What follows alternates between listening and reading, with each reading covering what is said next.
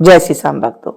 फागुन मास का पावन महीना चल रहा है। इस पावन महीने में हम भगवान नारायण की, भगवान शंकर जी की जितनी पूजा कर सके उतनी कम है, क्योंकि एक एक पल जब हम पूजा करते हैं उसका हमें करोड़ों करोड़ों गुना शुभता फल की हमें जीवन में प्राप्ति होती है, पापों का नाश होता है।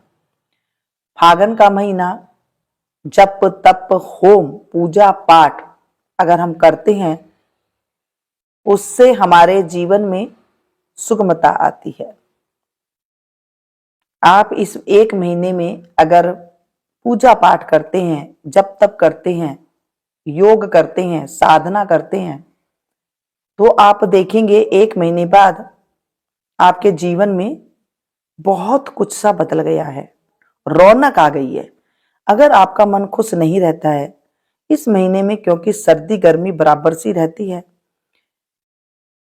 तो मन कईयों का नहीं लगता है, तो आप देखेंगे आपके मन में उत्साह आने लगेगा। ऐसा कुछ है तो आप इस तरह से भगवान का नाम है, जो आपने अपनी गुरु का नाम ले रखी है उनका आप स्मरण कर सकते हैं, या फिर जो भी भगवान का नाम आपको अच्छा लगता हो वो कर सकते हैं।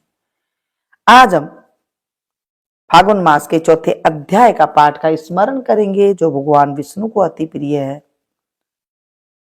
भगवान शंकर जी को अति प्रिय है, माता लक्ष्मी को अति प्रिय है, माता पार्वती को अति प्रिय है। बोले विष्णु भगवान की जय।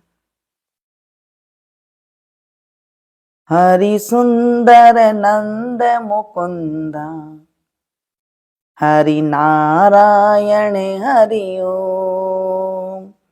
हरि सुंदर नंद मुकुंद हरि नारायण हरि ओम। हरि केशव हरि गोविंदा हरि नारायण हरि ओम।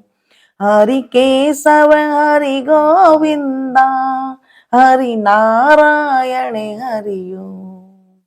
हरि सुंदर नंद मुकुंदा हरि नारायण हरि ओम। हरि सुंदर नंद मुकुंदा हरि नारायण हरि ओम। हरि केशव हरि गोविंदा हरि नारायण हरि ओम। हरि केशव हरि गोविंदा हरि नारायण हरि ओम। हरि सुंदर नंद मुकुंदा हरि नारायण हरि ओम। श्री भगवान जी कहते हैं, हे प्रिय, अब मैं चौथे अध्याय का महत्तम बतलाता हूं, सुनो। भागीरथी के तट पर वाराणसी वनारस नाम की एक पुरी है। वहां विश्वनाथ जी के मंदिर में भरत नाम के एक योगनिष्ठ महात्मा रहते थे, जो प्रतिदिन आत्मचिंतन से तत्पर हो आदर पूर्वक गीता के चतुर्थ अध्याय का पाठ करते थे।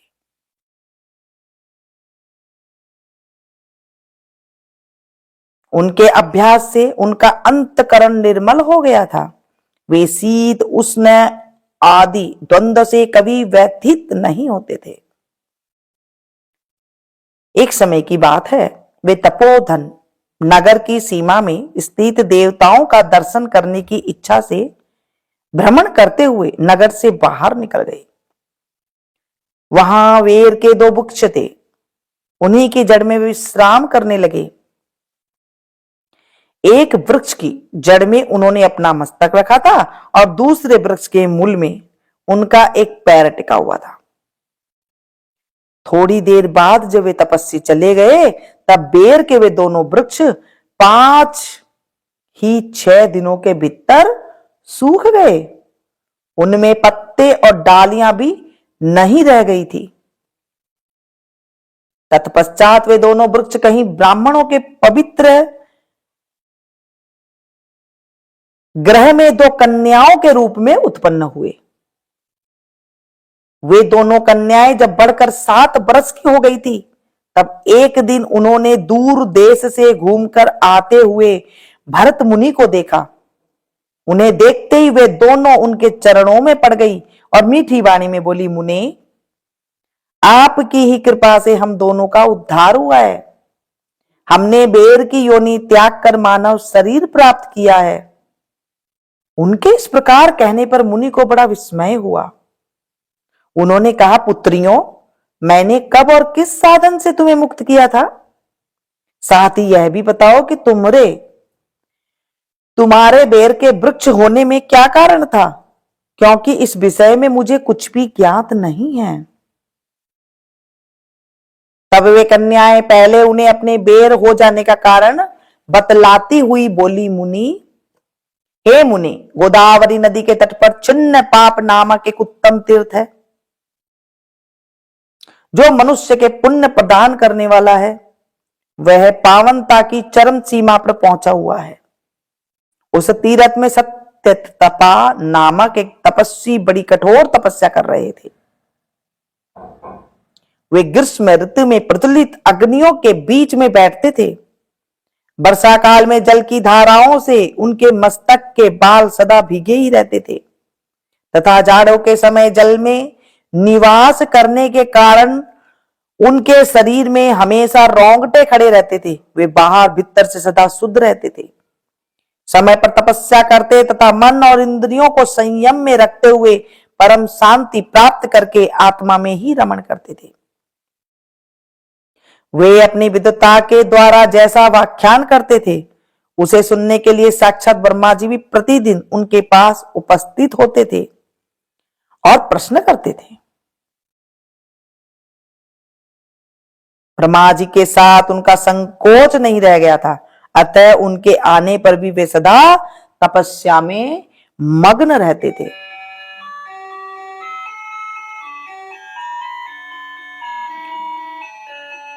बोले शंकर भगवान की जय। परमात्मा के ध्यान में निरंतर संलग्न रहने के कारण उनकी तपस्या सदा बढ़ती रहती थी।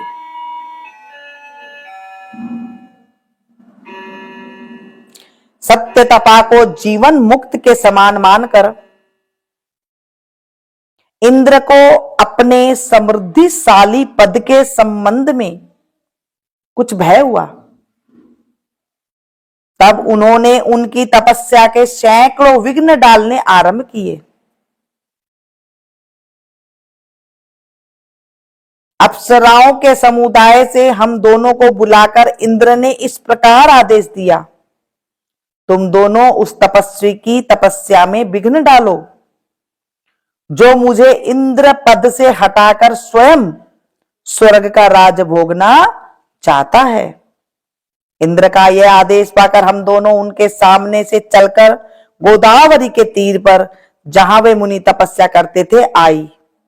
वहां मंदेवर गंभीर स्वर से बजते हुए मृदंग तथा मधुर वेणुनाद के साथ हम दोनों ने अन्य अप्सराओं सहित मधुर स्वर में गाना आरंभ किया। इतना ही नहीं, उन योगी महात्मा को बस में करने के लिए हम लोग स्वर, ताल और लय के साथ नृत्य भी करने लगी। बीच बीच में जरा सा चल खिसकने पर उन्हें हमारी छाती भी हिल जाती थी। हम दोनों की उन्मत्त गति काम भाव का उद्दीपन करने वाली थी, किंतु उसने उन निर्विकार चित्त वाले महात्मा के मन में क्रोध का संचार कर दिया। तब उन्होंने हाथ से जल छोड़कर हमें क्रोध पूर्वक शाप दिया, अरे तुम दोनों गंगा जी के तट पर बेर के वृक्ष हो जाओ।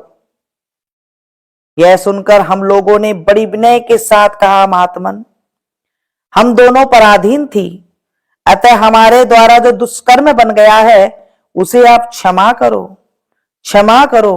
यों कहकर हमने मुनि को प्रसन्न कर लिया। तब उन पवित्र चित्त वाले मुनि ने हमारे शापोद्वार की अवधि निश्चित करते हुए कहा, भरत मुनि के आने तक ही तुम पर यह शाप लागू होगा। उसके बाद तुम लोगों का मूर्त लोक में जन्म होगा और पूर्व जन्म की स्मृति तुम्हारी बनी रहेगी।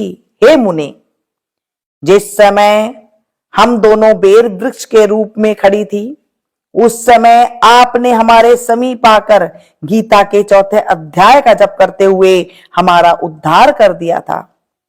अतः हम आपको प्रणाम करती हैं। आपने केवल साप से ही नहीं, इस भयानक संसार से भी गीता के चतुर्थ अध्याय के पाठ द्वारा हमें मुक्त कर दिया।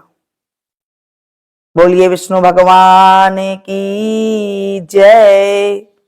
अब श्री भगवान जी कहते हैं कि उन दोनों के इस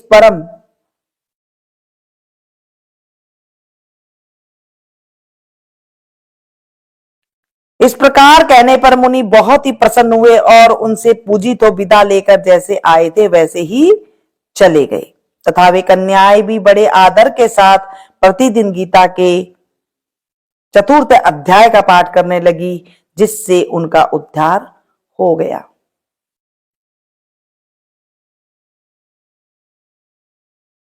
मेरा आपकी कृपा से सब काम हो रहा है।